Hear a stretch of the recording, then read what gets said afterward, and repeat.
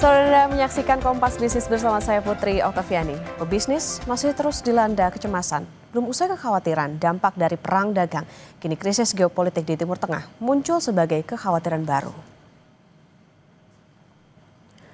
Selain dampak perang dagang dan krisis geopolitik di Timur Tengah, tekanan juga datang dari pelemahan daya beli masyarakat dan pemutusan hubungan kerja atau PHK yang tak kunjung mereda. Kombinasi tekanan tersebut turut menciutkan keyakinan para petinggi perusahaan di Indonesia. Para petinggi korporasi juga menyoroti kondisi perekonomian nasional. Sejumlah CEO ikut mencermati resiko fiskal, daya beli, dan politik nasional. Ruang gerak para pebisnis untuk menggelar ekspansi usaha masih sempit. Belum hilang kecemasan atas perang dagang, kini meletup krisis geopolitik di Timur Tengah. Lalu apakah kombinasi tekanan tersebut turut menciutkan keyakinan para petinggi perusahaan di Indonesia dan apa saja sektor yang paling terancam? Kompas Bisnis akan membahasnya bersama dengan redaktur harian Kontan Sandi Baskoro yang saat ini sudah hadir di studio Kompas TV. Selamat pagi Mas Sandi. Selamat pagi Mbak Okta. Mas Sandi, kita melihat mungkin dijelaskan dulu deh soal indeks keyakinan CEO Indonesia atau ICCI yang dilakukan oleh Kontan. Ini apa sih sebetulnya Mas? Baik Mbak Okta. Terima kasih. Yang pertama saya ingin jelaskan bahwa indeks keyakinan CEO Indonesia atau kita sebut sebagai CEO Index ya, itu kita sudah mengembangkan dan melaksanakan survei terhadap puluhan CEO di Indonesia itu sejak 2017. Artinya ya sejak 8 tahun Mbak. Jadi ini sebenarnya penilaian survei secara kuartalan. Apa yang kita ukur? Yang kita ukur itu adalah keyakinan, optimisme para CEO petinggi perusahaan di Indonesia terhadap melihat prospek bisnis 3 bulan ke depan, kuartalan. Jadi konteksnya itu memang dalam 3 bulan ke depan. Seperti itu Mbak. Jadi ada sekitar 6 pertanyaan kunci yang kami lontarkan kepada para CEO. Itu yang pertama terkait dengan ekonomi makro. Kedua terkait dengan belanja pemerintah. Ketiga daya beli. Keempat itu tentang ekonomi global. Yang kelima tentang politik nasional, dan yang keenam itu tentang ekspansi bisnis. Nah itu ada sekitar, ada 5 indikator nilai ya. Jadi skalanya itu 1 sampai 5. 1 itu paling pesimis, yang kelima itu paling optimis. Oke, 1 pesimis, 5 paling optimis. Ya. Nah itu hasilnya gimana Mas? Dan itu ada pengelompokannya nggak? Misalnya sektor mana yang paling babak belur, kemudian indikator bisa dikatakan, oh ini keyakinannya bagus, ini tidak gitu. Oke, baik. Saya jelaskan hasil survei teman-teman Kontan ya. Selama kuartal ketiga 2025, ini menunjukkan bahwa indeks keyakinan CEO Kontan itu berada di level 3,01. 3,01 itu sebenarnya cenderung optimis, tapi memang ada di bawah, di atas sedikit ya, tipis optimisnya para CEO. Nah, tapi jangan lupa Mbak, bahwa sebenarnya keyakinan para CEO di Indonesia ini sebenarnya paling rendah dalam 5 tahun terakhir atau sejak pandemi. Itu paling rendah. Bahkan dalam 5 bulan berturut-turut, 5 kuartal berturut-turut itu turun. Ini yang menyebabkan apa? Nah sebenarnya ada 2 faktor Mbak. Yang pertama itu daya beli masyarakat yang memang menjadi perhatian ya, kecemasan para CEO perusahaan di Indonesia. Yang kedua adalah dinamika ekonomi global. Pertama ada perang Timur Tengah, dan yang tak kalah penting ini sebenarnya perang dagang ya, yang sudah ditabuh Donald Trump ya sejak April. Seperti itu Mbak. Oke, ya. Mas tadi dikatakan menarik nih, soal ini kan kalau di dalam artikelnya juga dikatakan bahwa indeks keyakinan CEO di kuartal 3 2025 3,01 ini bisa dikatakan terburuk sejak pandemi COVID-19. Nah, tapi kondisi sekarang udah nggak pandemi, artinya ini bisa dikatakan jadi titik kritis atau ada titik kritisnya nggak sih Mas? Ya, ini bisa dikatakan memang titik krusial, titik kritis di mana CEO memandang bahwa sebenarnya ekonomi Indonesia itu katakanlah tidak baik-baik saja. Kenapa? Memang keyakinan para CEO itu cenderung turun. Jadi ada 2 faktor tadi, daya beli. Nah daya beli ini ada kaitannya dengan gelombang PHK yang sejak awal tahun ya, begitu marak. Di sektor tekstil, ya berbagai manufaktur, dan lain sebagainya, itu kan terjadi gelombang PHK.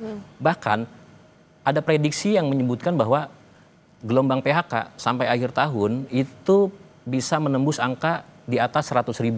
Oke. Artinya apa? Artinya memang lebih tinggi dibandingkan angka PHK di 2024 yang angkanya itu sekitar 70-80 ribu. Seperti itu, Mbak. Dan ini menjadi kecemasan ya para CEO di Indonesia dalam memandang itu. Dalam memandang itu. Oke. Jadi Mas Andi, apa saja yang menjadi fokus perhatian dan kecemasan CEO dalam memandang perekonomian selama kuartal ketiga ini secara khususnya, Mas? Oke, secara khusus pertama ini sebenarnya para CEO ini menunggu gebrakan dari pemerintah ya, terutama terkait dengan belanja pemerintah. Ini sebenarnya perlu diakselerasi, perlu diperkuat dan dipercepat ke sektor-sektor produktif. Karena selama ini kan sebenarnya kan ekonomi kita itu didrive oleh konsumsi masyarakat. Dan ini kita tahu ya bahwa penghasilan pertumbuhannya itu nggak sampai 2 digit, 2-3% dalam 6 tahun terakhir itu kan ada data Kompas demikian. Sementara biaya lain-lain termasuk biaya pendidikan itu makin bisa tinggi. Ya 2 digit. Artinya apa? Artinya memang pertumbuhan pendapatan masyarakat itu tidak bisa melampaui pertumbuhan barang-barang dan jasa. Oke. Jadi kalau dari hasil survei yang dilakukan oleh Kontan ini, sebetulnya apa sih Mas yang dipandang oleh para CEO ini? Apa yang menyebabkan sebetulnya daya belinya itu menurun? Apakah tadi punya salah satunya atau satu-satunya itu adalah karena maraknya PHK dan lain sebagainya? Atau memang ya kondisi ekonominya lagi nggak baik-baik aja? Betul. Ini sebenarnya kombinasi Mbak ya, antara internal dan eksternal. Dan eksternal tadi kan permintaan dari luar pun itu kan lemah. Otomatis kapasitas produksi dikurangi. Kemudian tadi permintaan di dalam negeri ada PHK, terus konsumsi melemah, penghasilan juga rendah, tidak melampaui kenaikan harga barang dan jasa. Kombinasi-kombinasi ini yang menyebabkan daya beli turun dan inilah kalau menurut saya faktor krusialnya. Artinya apa? Ya kuncinya ya pemerintah semestinya negara hadir ya untuk memberikan kepastian dalam ekonomi, bisnis, ya salah satunya tadi ya dengan stimulus ekonomi. Oke, itu tadi kalau soal daya beli. Nah, kalau dari hasil survei juga, Mas Andi, gimana para CEO melihat adanya perang tarif kemudian konflik geopolitik global yang terjadi saat ini? Ya, oke. Seperti kita tahu Mbak ya bahwa update terakhir itu Presiden Donald Trump menetapkan ya tarif untuk produk ekspor Indonesia itu turun ya. Dari sebelumnya 32% menjadi 19%. Ini sebenarnya angin segar. Kenapa angin segar? Karena daya saing produk kita di pasar Amerika itu tentunya akan tetap punya daya saing. Kenapa demikian? Karena kan Vietnam juga kena itu 20%, artinya lebih tinggi dari kita. Sementara Malaysia juga pesaing kita juga itu 25% di pasar Amerika. Artinya Pak, ya daya saing kita bagus. Cuma memang problem selanjutnya sebenarnya nggak sampai situ. Yang pertama, ini otomatis defisit neraca perdagangan kita terhadap Amerika pasti defisit tuh. Dari sebelumnya kan surplus ya, sampai Mei ini kan sebenarnya kita sekitar 2,8 miliar. Itu masih surplus. Tahun lalu juga surplus. Nah, sampai akhir tahun nih kemungkinan besar kalau tarif ini berlaku dan kita juga ada komitmen untuk mengimpor barang-barang dari Amerika termasuk agriculture dan juga migas, itu otomatis nanti akan kita akan mengalami defisit perdagangan dengan Amerika. Nah, PR pemerintah adalah bagaimana untuk mengganti defisit dari Amerika dengan ya kita ekspansi ke pasar di luar Amerika. Itu PR bagi pemerintah sih. Ini kan di kuartal 3 Mas, artinya ini menggambarkan bagaimana hasil di dalam waktu dekat ini. Ini bisa jadi kekhawatiran berikutnya nggak sih Mas, kalau misalnya tadi PR pemerintah belum diselesaikan di kuartal yang ini? Tentu Mbak. Tadi saya bilang, jadi ada beberapa harapan sebenarnya dari pemerintah. Tadi yang pertama soal percepatan belanja pemerintah. Yang kedua, pemerintah ini sebenarnya harus memberikan semacam intervensi ya, stimulus. Katakanlah untuk masyarakat kelas menengah. Ini kan yang sebenarnya masih sangat minim. Misalkan subsidi tarif listrik itu sebenarnya kemarin tuh sangat membantu, tapi kan sekarang nggak ada. Nah ini bisa sangat membantu daya beli masyarakat. Yang kedua, seperti PTKP, penghasilan tidak kena pajak, itu mestinya pemerintah sudah mulai memikirkan untuk menaikkan. Dengan menaikkan itu daya beli masyarakat, terutama kelas menengah itu akan meningkat. Seperti itu. Juga sama perluasan subsidi PPh 21. Oke. Sebaiknya memang tidak hanya di sektor padat karya tapi lebih gitu. Biar lebih kuat daya dorongnya. Oke, itu tadi PR pemerintah. Mungkin Mas bisa jadi catatan untuk para CEO ke depannya, karena kan ini juga kita masih menghadapi berbagai permasalahan tadi di eksternal maupun juga di internal. Selain tadi untuk pemerintah, untuk para pengusaha atau CEO seperti apa nih Mas? Apakah ini saatnya mengencangkan ikat pinggang lebih kencang lagi untuk ke depannya atau gimana untuk menghadapi tantangan? Jadi ada satu pertanyaan kunci yang kami lontarkan kepada CEO, yaitu pertanyaan ekspansi bisnis. Ya. Nah, ekspansi bisnis, para CEO memang memandang di kuartal 3 ini optimis. Cuma optimisme ini tadi turun juga. Kenapa turun tadi?